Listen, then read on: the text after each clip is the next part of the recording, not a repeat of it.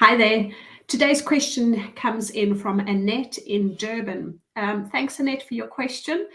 Your question is, how can I prevent insects from getting into my container? Can I put mothballs into each box?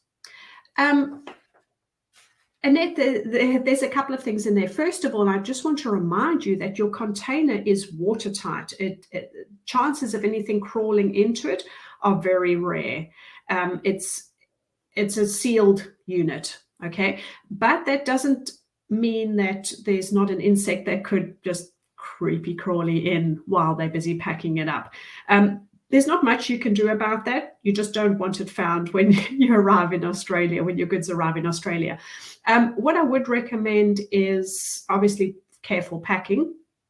Perhaps use mothballs or whatever else you need in your house before the packers come to eliminate anything that might be within, the linen cupboard.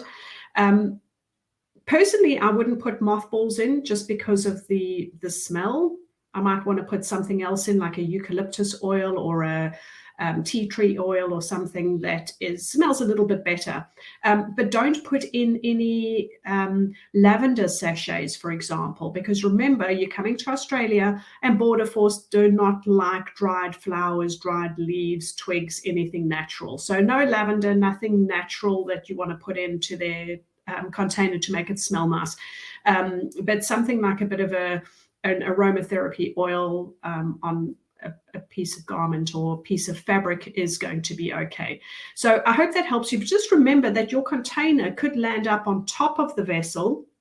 If you're moving in summer, that container is going to get extremely hot. So anything that might be inside there would have a hard time living in 60, 70 degrees inside the container.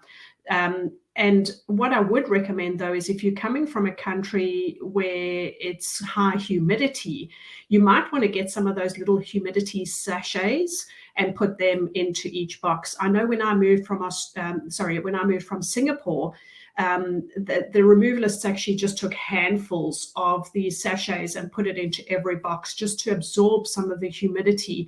Even though I was leaving Singapore, obviously that can cause mold while it's out at sea. So that's probably what I'd be a little bit more concerned with.